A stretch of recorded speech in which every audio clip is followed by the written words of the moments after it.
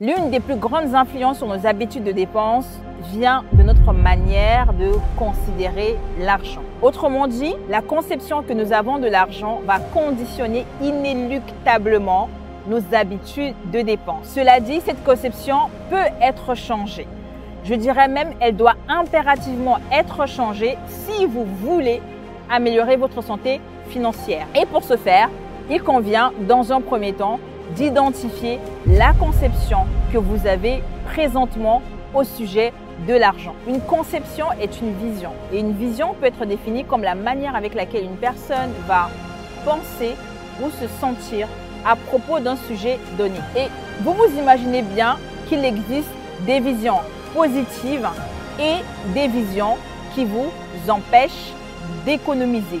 Et dans cette vidéo, nous allons voir 7 visions obstacles qui vous empêchent d'épargner. Restez jusqu'à la fin de cette vidéo parce que je vous réserve un 8e obstacle bonus que la plupart des gens rencontrent et qu'il faudra absolument que vous identifiez. Premier obstacle à une meilleure santé financière. Les personnes qui voient l'argent comme un mystère. Donc, les personnes qui voient l'argent comme mystère considèrent que l'argent est quelque chose de mystérieux. Donc, ils ne savent pas comment faire de l'argent, comment garder l'argent, comment multiplier de l'argent, comment l'argent fonctionne. Ils savent tout simplement pas. Et ils considèrent que les personnes qui réussissent financièrement sont des personnes plutôt chanceuses ou des personnes qui doivent leur réussite à une aide, qui doit leur réussite à leur naissance, qui doit leur réussite à leur entourage ou à leur environnement, en tout cas à un élément que ces personnes ne maîtrisent pas. Et donc, les personnes qui considèrent l'argent comme un mystère, eh bien, arrivent difficilement à épargner. Et par conséquent, ces personnes vont passer leur vie dans des luttes financières continues.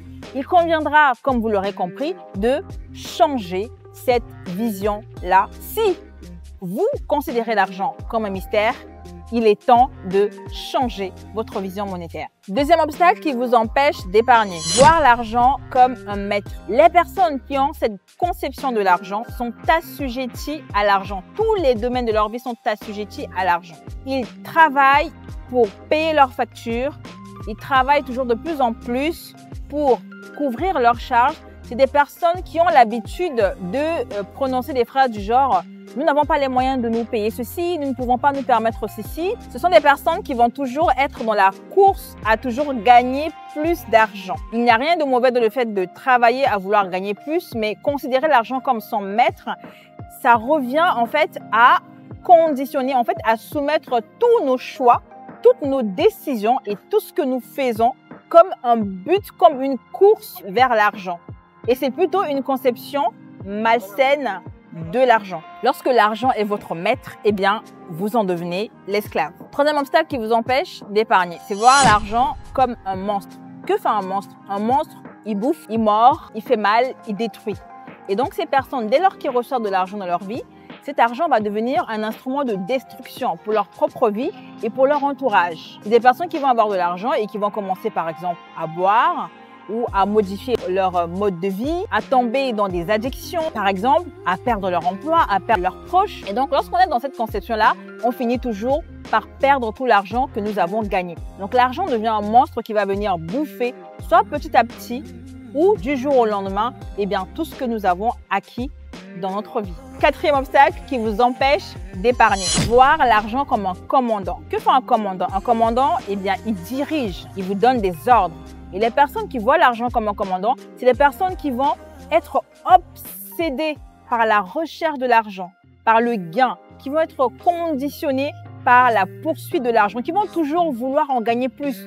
Ils vont gagner de l'argent aujourd'hui, demain ils vont vouloir en gagner plus. Aujourd'hui, ils gagnent 5 000 € par mois, demain ils vont vouloir gagner 10 000 € par mois. Alors, il ne faut pas confondre avec l'ambition. L'ambition est plutôt quelque chose de positif. Mais dès lors que l'argent devient notre commandant, l'argent devient par la même occasion notre idole. On sert l'argent, on travaille pour l'argent. On va mesurer notre réussite par l'argent. On va avoir un filtre en fait de la société via l'argent. Lorsque l'argent devient notre commandant, notre estime de soi, le respect qu'on se porte à soi ou à autrui va être conditionné par la quantité de l'argent qu'on détient. Les personnes qui considèrent l'argent comme un commandant prennent souvent de très mauvaises décisions. Des décisions qui vont avoir un impact négatif sur leur argent. Ils considèrent l'argent comme un idole, comme un baromètre de leur réussite, à tel point qu'ils vont toujours vouloir investir dans tout projet qu'ils vont trouver intéressant, se lancer dans tout projet qu'ils vont trouver intéressant. Et à ce moment-là, ils ne sont pas assez lucides pour prendre les bonnes décisions financières. Ces mauvaises décisions n'ont rien de bon. Cinquième obstacle qui vous empêche d'épargner. Considérez l'argent comme un minimaliste. Une personne qui considère l'argent comme un minimaliste, c'est quelqu'un qui va se fixer un objectif financier et une fois qu'il a atteint cet objectif financier, eh bien, il s'arrête là. Pour lui, ça y est. Je prends un exemple, quelqu'un qui a travaillé toute sa vie pour atteindre un objectif de salaire. Allez, 5 000 euros. Une fois cet objectif atteint, 5 000 euros par mois comme salaire ou bien 100 000 euros de chiffre d'affaires. Une fois ces objectifs sont objectifs atteints, eh bien cette personne aura tendance à se reposer sur ses lauriers et à faire le strict minimum en se disant j'ai atteint mon objectif. Et il y a un sentiment de satisfaction qui conduit cette personne à se dire ça y est, il n'y a plus d'efforts à faire. Ces personnes ne seront pas dans une posture d'application des principes d'une bonne gestion financière qui va les amener à continuer à grossir leur capital financier. Sixième obstacle qui vous empêche d'épargner. Considérer l'argent comme un monument. Considérer l'argent comme un monument revient à considérer l'argent comme un statut social, à vouloir se construire une richesse qui va se perpétrer dans la famille pour gagner l'estime des autres, pour se bâtir une réputation auprès des autres ou dans la société. En général, cette vision est plutôt malsaine et dessert aux personnes qui l'ont. Êtes-vous dans cette situation? Septième obstacle qui vous empêche d'épargner. Considérez l'argent comme une menace. Les personnes qui ont cette vision de l'argent, ce sont des personnes dans la vie desquelles l'argent va devenir une force destructrice. Et donc l'argent va menacer leur confort, menacer leurs relations, menacer leur bien-être. Et cela se termine jamais bien. Huitième obstacle qui vous empêche d'épargner. Considérez l'argent comme un manipulateur. Les personnes qui possèdent cette vision sont des personnes qui auront tendance à obtenir tout ce qu'ils veulent par l'argent, qui auront tendance à menacer les gens parce qu'ils ont un pouvoir financier plus important. Ce sont des personnes qui vont vouloir acquérir des choses en dupant les autres, notamment dans les affaires. Ils auront des excuses du genre « ce ne sont que les affaires, c'est comme ça ». Ces personnes-là vont vouloir obtenir tout ce qu'ils désirent, quel que soit le domaine, que ce soit en politique, que ce soit dans le travail, que ce soit dans l'entrepreneuriat. Ils vont vouloir obtenir tout ce qu'ils veulent en utilisant de manière malsaine l'argent pour obtenir tout ce qu'ils veulent. Donc, ils vont soudoyer les autres, ils vont mettre la pression sur les autres au moyen de leur pouvoir financier. Donc, ils utilisent l'argent comme un instrument de manipulation. Et le karma leur réserve jamais quelque chose de très bon.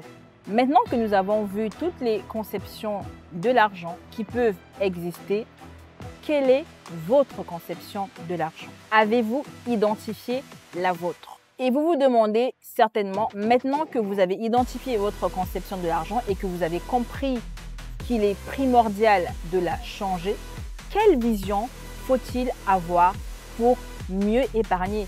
Quelle vision faut-il avoir pour améliorer sa santé financière? C'est l'objet d'une prochaine vidéo. D'ici là, prenez soin de vous et prenez soin de votre argent.